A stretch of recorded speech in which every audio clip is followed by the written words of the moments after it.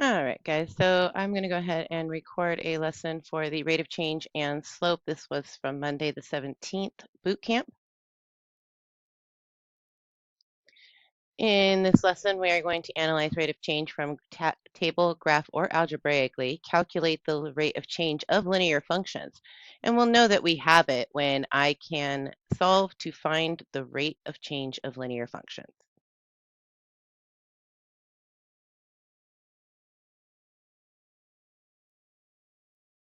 All right, there are four kinds of slope in linear functions. We have positive slope, negative slope, zero slope, and undefined slope.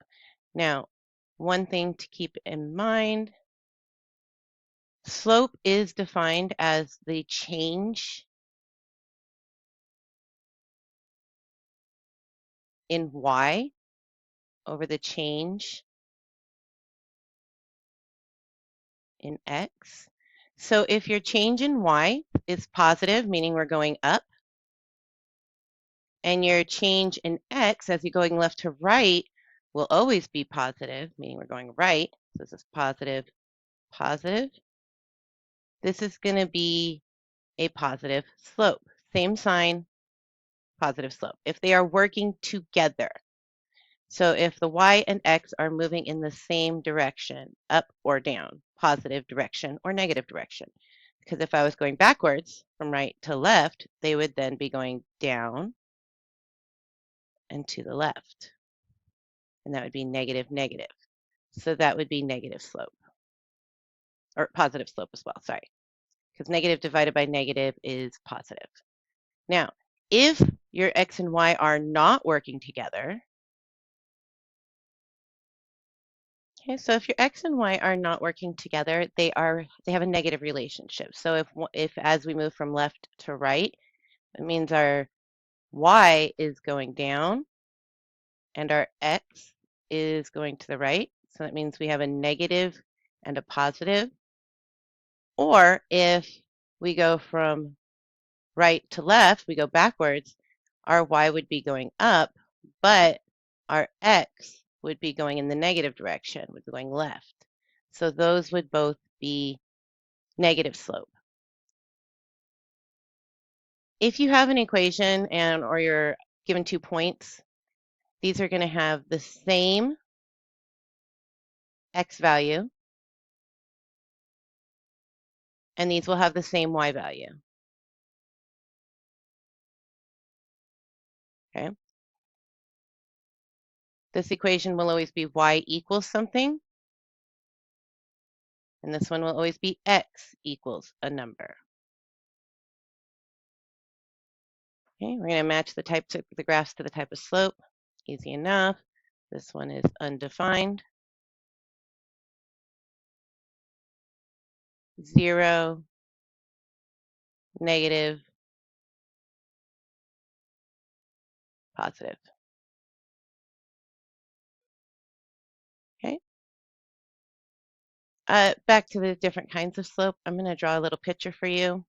This is our friend Slope Man. He has very sad. He didn't exist when I was in school, but he came out, and it's to help us remember our positive slope, our negative slope, our undefined slope, and our zero slope. So let's talk about slope when we're given 2 points on a graph. We are going to first rise and then run. And one way to remember rise is if we say rise for the Pledge of Allegiance, you are going to stand up. So remember, rise is your up and down, run is your left and right. And if you always rise before you run, your x will be positive because you move if you go from left to right. Okay. And you'll notice that when we start at this point here that they've given us, we go down 3, so -3, and then we go right 8. Whenever you are using slope, trying to get the slope from a graph, you want to try and find very good points. What is a good point? We used to call these pretty points in that they were at the corner of the grid boxes because they were easy to read. Okay. And again, this is going to be the black points that are here on the line. And then I'm going to actually put a little box around those just in case. So these ones are the good points, okay? Anything that goes through a grid point. And if we wanted to find another good point, it would be right here because it goes through the grid markers. The red points are not good because they would require us to estimate their values because they're not on grid markers. All right, so looking here at this line, it says besides the y-intercept, I'm actually going to include the y-intercept simply because it is one of our choices. Okay, so there's our y-intercept, and of course, that is a good point in this case. Now they want us to look for other good points, so I'm actually going to mark them on the graph. This is 180. This is 2, 140, and 3, 200. So of the points they gave us, the only ones that are really good are 180 and 220, or sorry, 020. But knowing where the other points are is good too. All right, so we want to choose 2 points that would be good for determining the slope. Honestly, intercepts are always good if possible. So we have one right here, and that is 080. And then any of these other points that are on the big grid markers, the little grid markers would work as well, but the big grid markers are our whole numbers on our X column. Let's see, 2, 4, 6. No, and that's not even, so let's see, between that would be 8. So figuring out it's like where it would fall in there is a little bit difficult. So I would recommend sticking to the bold grid markers. All right, so we have 172. And this was again 080. This is 264. This one is 356. This one is 448. This one is 540. This one is 632. This one is 724. This one is 816. 9, 8, and 10, 0. So any of these points would be valid answer choices, but the only one they gave us is 172. The other two they gave us are both just switching the values of those two so that they are causing some confusion. Okay, again, you could use 2 different ways to find slope from a graph. There's actually 3, but you have to have the points from them. Same with you would here for using the coordinates in the slope formula. So let's say you're not very good at the slope formula. There's a way to make the calculator do it for you. A couple ways. All right, so look here at this graph. We're going to check for the 2 points they've given us. They want to know what the rise is. So we're going to go up 1, 2 grid boxes. And our grid, our scale here is 1. So this is plus 2. And then we're going to go right 1, 2, 3. That's 3. So our slope is 2/3. Okay, Tammy makes house calls. For each house call, she is paid a base amount and makes additional money for each hour she works. The graph below shows her pay in dollars versus the number of hours she worked. How much does her pay increase for each hour worked? What is the slope of the line? Okay, so that's actually just a hint. So here we are starting here at 020. And then our next point is 180. 2, 140, just like that other one, and 3, 200. Again, there are a couple of different ways you can do this. So first we can do our rise over run. So from 0 to 20 or to 0, 20 to 180, we go up 10, or sorry, 20, 40, 60. Remember, these are in increments of 20. So this is plus 20, plus 40, plus 60. And then our run is plus 1. So our rise is 60.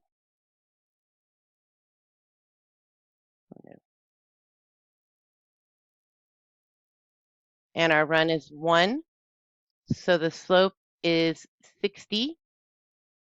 And that means it is $60 per hour.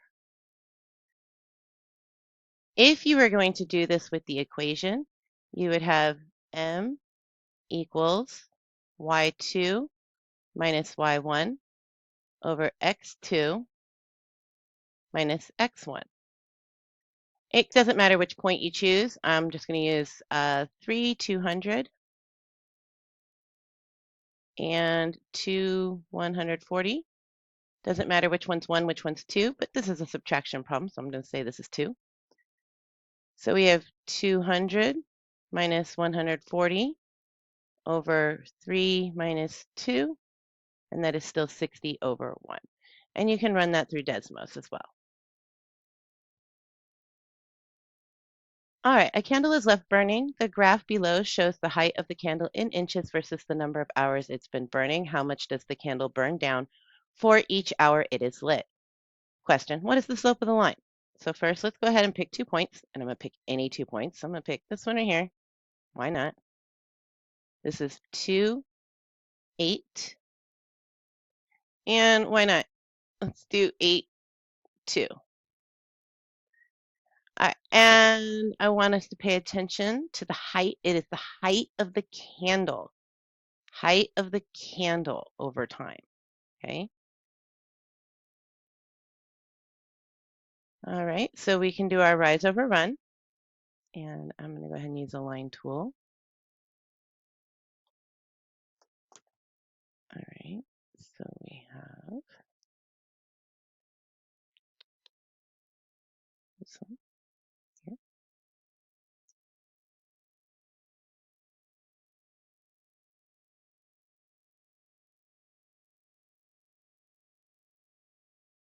Oh, well, it's not perfect, but who cares?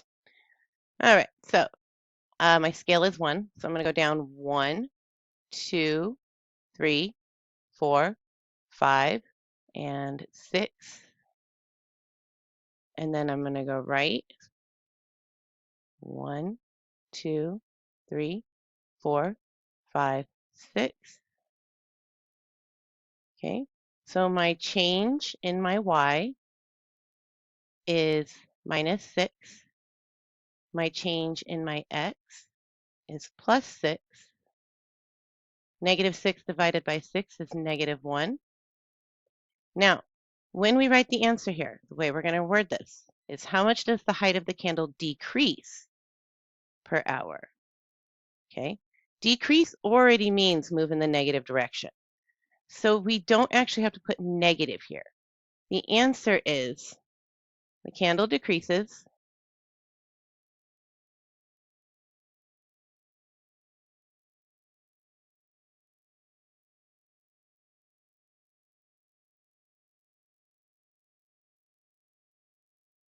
one inch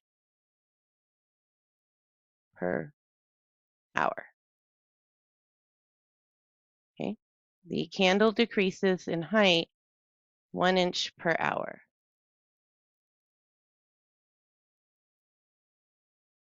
And I'm going to go ahead and type that out because that'll make it easier to read. Okay. A bucket is filling with water. The graph below shows the water height in millimeters versus the time the water has been running in seconds. What is the slope of the line and how much does the water increase for each second the water has been running? Now again, it gives us our slope formula. One reason you would want to do that is we have a scale here of 5 millimeters per grid marker. Okay, so I'm going to pick this point here, which is 3:15. And I'm going to pick this point here, which is 6:30. Again, I can go with my triangle and then rise over run. So my rise is up 5, 10, 15. And I go 1, 2, 3. Okay. So my change in y, or my rise, is 15 over my change in x, which was 3, and that comes out to 5. If you were doing this with the formula, you would have y2 minus y1 over x2 minus x1, and you would still get 15 over 3, or 5. So the slope is 5, and that means the water is increasing at a rate of 5 inches per second.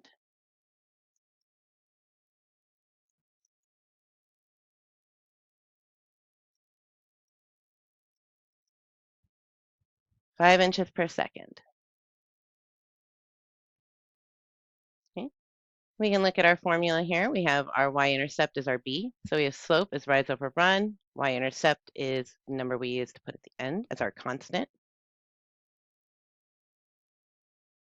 Where do we find it in a table? We find where it equals 0. Where does x equal 0? We just look at the table, and it's right there. So in this case, 0.30 is the y-intercept.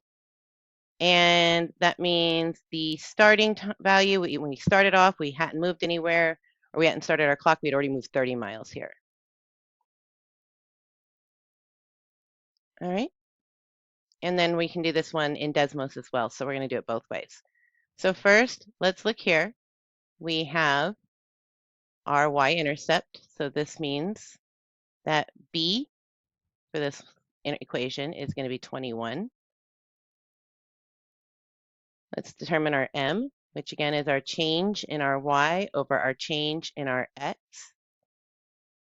Our change in x is going to be, we are going to increase by 2 each time. And our change in y is an increase of 5 each time. So we have 5 over 2, and we're going to leave that as a fraction. So if y equals mx plus b, then our equation for this table is y equals 5 over 2 x plus 21. And again, this can be done in Desmos. Some people might find it less difficult, so more easy. So you're going to go here to the plus sign and click add a graph, or table, sorry.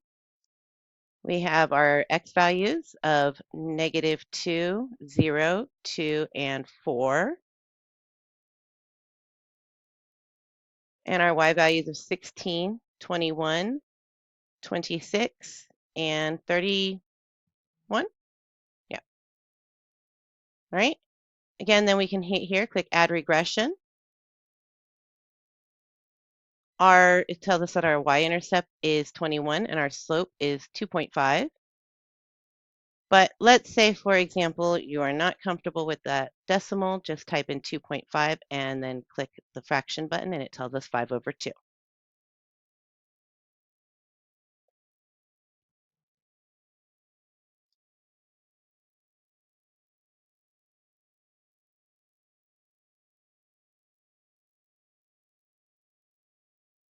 Okay, so let's go ahead and do this one.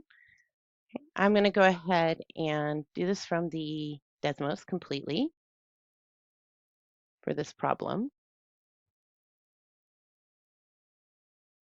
All right, we've got -2, -1, 0, 1, 2 for our x values. And our y values are -3, -1, positive 1, 3, and 5. All right, I'm going to do the regression, and that tells me my equation is 2x plus 1.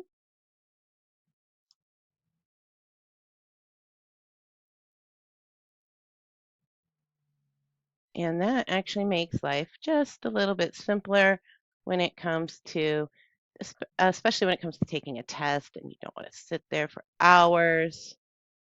So our slope is 2 and our y-intercept is 1. And again, our equation is y equals 2x plus 1. Okay. I would find that using Desmos would be especially important for assignments like this one or problems like this one where we have decimals. So let's say this is 4,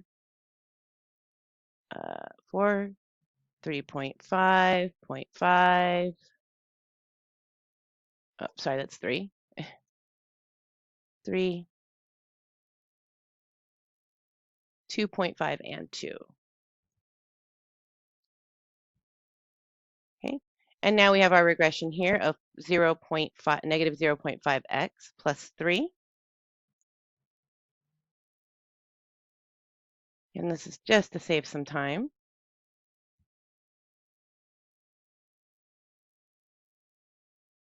So our slope is negative 0.5. We do prefer to write this in a fraction. Again, I prefer fractions anytime I'm not working with money or distances usually. So negative 0.5, that is the same thing as saying negative 1/2. They give me a y-intercept in the table of 3. And so our equation is y equals negative 1/2 x plus 3.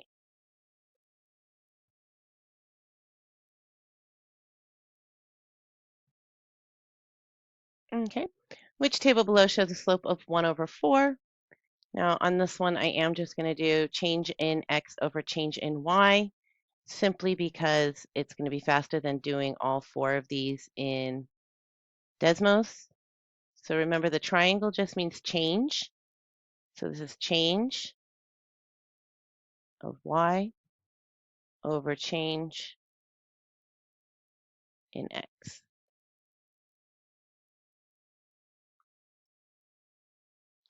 One moment.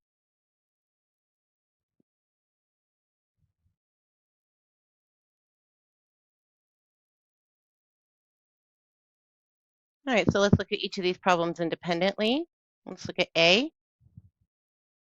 We see that our x is increasing 1 each time. So our change in our x is plus 1. And our change in y, it looks like it is plus 4. I did not mean to write that. 5.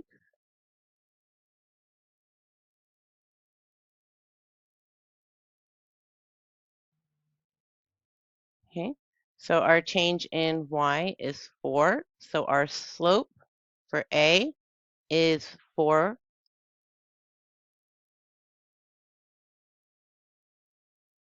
Okay, one moment. Type, because that has to have something to do with my drawing pad. All right, so let's go ahead and look at C. So we're going to look at our change in our x. So from 6 to 10, we went up 4. And from 6 to 7, we went up 1.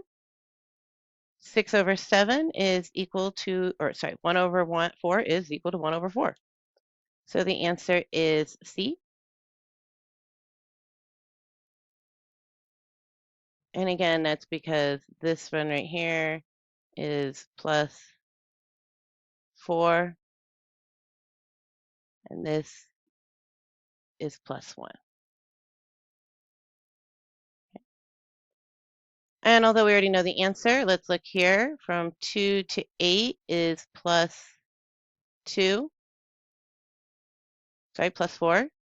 I can do math, I promise. And 10 to 9 is minus 1. So our change in y was -1. And our change in x is +4. So the slope of this one is 1/4, or sorry, -1/4.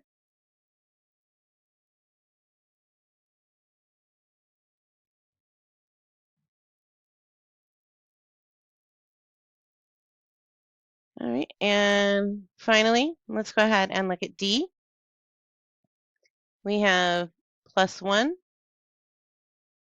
+1, +1. So our change in x is going to be 1. And then our change in y is also 1. So our slope for this one is 1.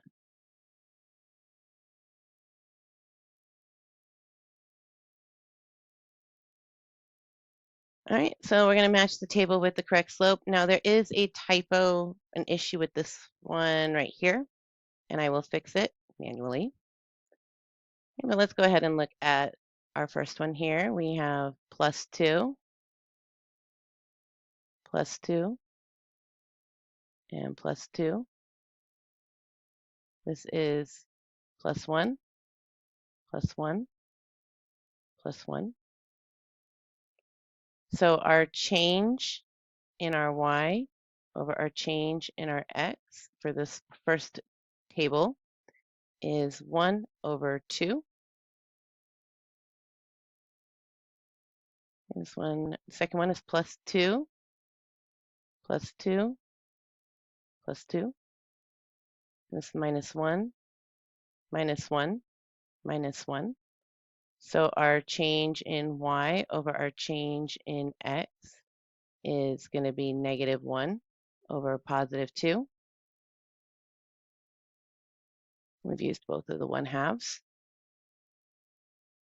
And then we have this next table, but this table actually has a problem. There's a typo. So this is going to be 14, and this is going to be 12.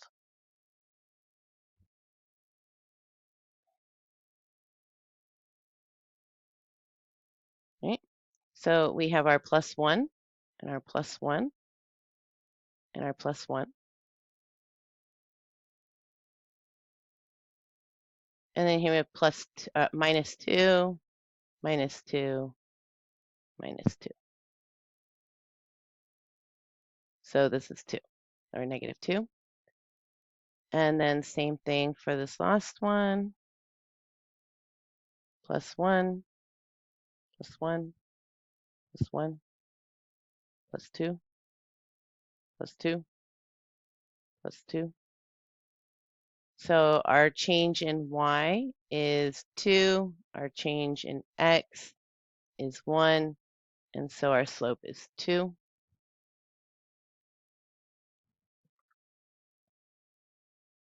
Again, we could do this one in Desmos. Shouldn't be too difficult to do by hand, but remember, you can always put the table in, and I will put that. I will do one like that. Let's see. In this next one, that'll work. Identify slope and y-intercept from the table. So easy enough. We can see in this table, the y-intercept is 20. So our y-intercept is 0, 20, which gives me a b value of 20.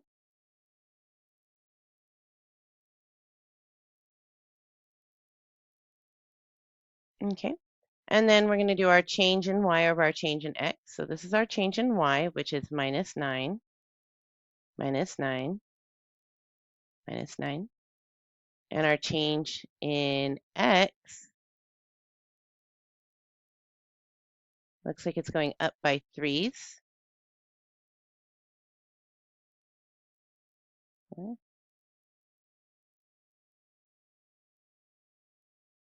You might be wondering why I haven't written anything yet over there. It's because I was trying to get as much of this to not show up. This is supposed to be -9. And -9 over 3 is -3. So y is equal to -3x plus 20. Okay, which graph shows a slope of 1 over 4. Great testing strategy here.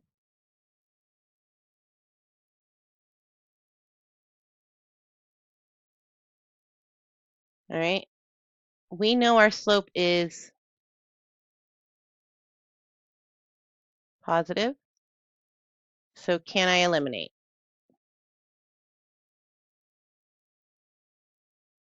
And the answer is yes.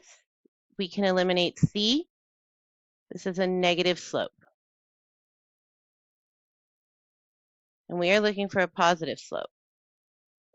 So let's look at each of the other two, or other three. Let's look at A. If we look at our rise, it is plus 1, 2, 3, 4. And our run is 1. So for A, our change in Y is 4 over our change in X, which is 1. So A slope is 4. Now for B, again, we can see our rise is plus 1. And our run is 1, 2, 3, 4. I would have normally drawn this on the top of the bar, but our slope is 1 over 4, which is a great sign that we're on the right track. Let's pick a different color. As much as I hate the yellow, that works. That's what we'll do. We'll just highlight the letter. That'll work. All right, and finally D, even though we're pretty sure the answer is B, we can see that it goes up 1, 2, 3, so plus 3 units. And it's a right motion of plus 3 units. So our change in Y is 3 over our change in X, which is also 3, and that simplifies to 1.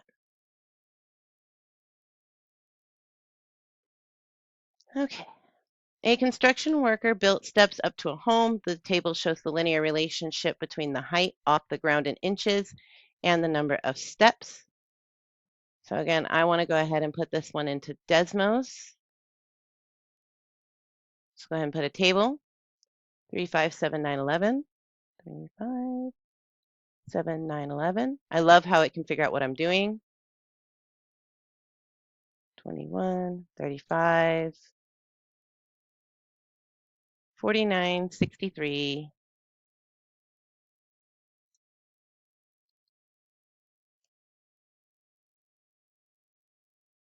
All right, and again, we can do our regression. We see that our rate of change is 7. So our answer is going to be 7 inches per step.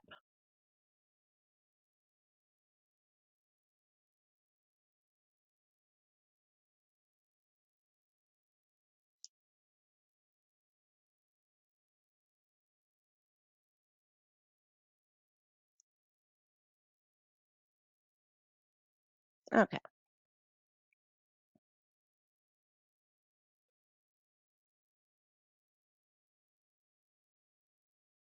All right, the water level in a tank is changing at a constant rate. The graph shows the relationship between time in hours X and the water level in meters Y. We can see that the level is decreasing.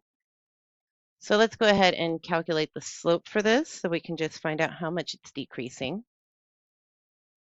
So if we look here, we go from 0, 9 to 4, 8. Okay, so our change in Y, which is our water level, and our change in X, which is hours. So we went down 1 and right 4. And so that is going to be a decrease of negative, so it's negative 1/4 meters per hour. But remember, they already asked us the question as which is it, by decreasing or increasing? So I said decreasing, and then we're going to say decreasing at a rate of 0.25 meters per hour. All right, graph on the of a line is shown on the grid. The coordinates of both points indicated on the graph are integers. What is the rate of change? In this one, I'm going to look here and say this is negative 3, 5. Again, this is a little bit harder to read, so I would rather get the points 9, negative 5, and either do my slope formula, which again is my change in y, or y2 minus y1, over my change in x, which is x2 minus x1. Or I can throw this into, make it a table, and throw it into Desmos. So I have 9, negative 5, and I have negative 3, positive 5. I am actually going to throw this into Desmos. So let's take a look. We can do a line with any 2 points. So we had negative 3, 5, and 9, negative 5. All right, click the regression. It tells me that my slope is negative 0.888833333 repeating. I have to know which of these things it's going to be. It is less than 1, and it's the only negative answer that's less than 1. So that's negative 5 over 6. Just to be sure, I'm going to type negative 5 divided by 6, and I get negative 0.8 repeating, or 83 repeating. So that does mean that's my correct answer. All right, you should be able to access this exit ticket with this link if you opened up these notes. That was the lesson for boot camp that day. Have a good day. See you later. Bye-bye.